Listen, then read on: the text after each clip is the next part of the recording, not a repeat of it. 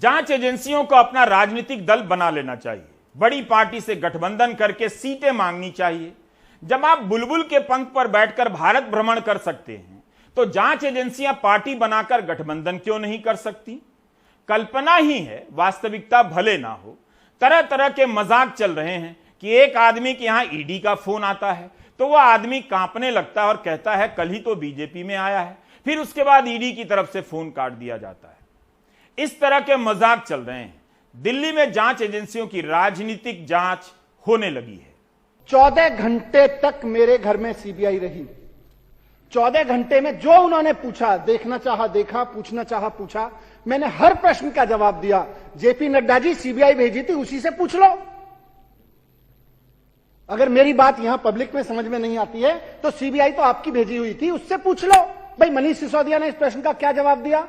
जो यहां खड़े होकर दे रहा हूं वो वहीं दिया। क्या जवाब दें?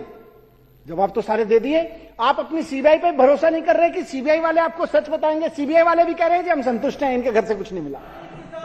तो प्रधानमंत्री जी बेहद आक्रामक मुद्रा में दिल्ली के उप मुख्यमंत्री मनीष सिसोदिया का जवाब बीजेपी अध्यक्ष जेपी नड्डा को।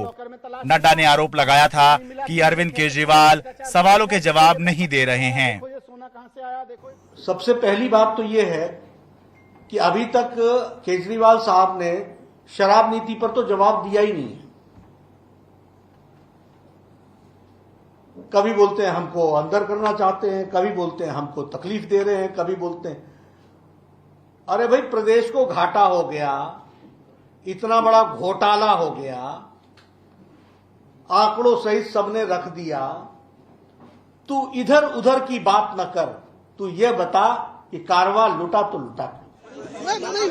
इससे पहले मनीष सिसोदिया अपनी पत्नी के साथ कथित एक्साइज घोटाला मामले में सीबीआई से अपने बैंक लॉकर की जांच करवाने गाजियाबाद के वसुंधरा में पंजाब नेशनल बैंक की शाखा में पहुंचे।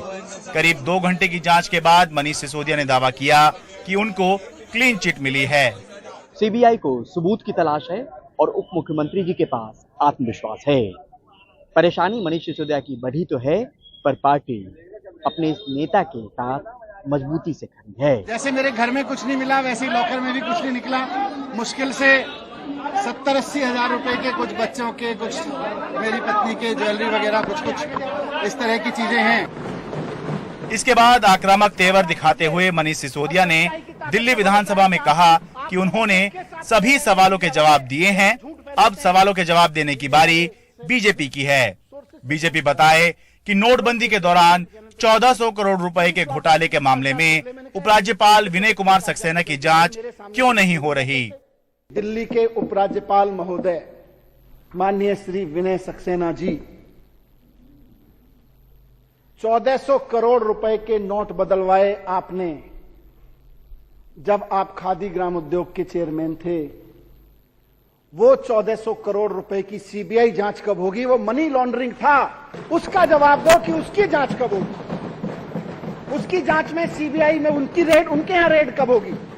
भाजपा के प्रदर्शन कब तक जारी रहेंगे? जब तक Manish Sisodia deputy chairman, deputy CM से रिजाइन नहीं करेगा। क्या राजदारी है केजरीवाल जी?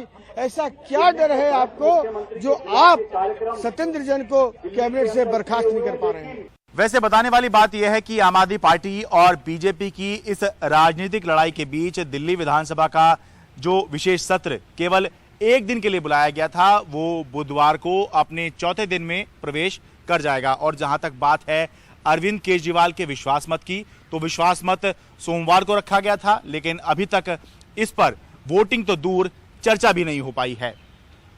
गाजियाबाद से अपने सहयोगी परिमल कुमार और दिल्ली विधानसभा से अपने कैमरा सहयोगी कानन पात्रा के साथ मैं शरद शर्मा, एनडीटीवी इंडिया।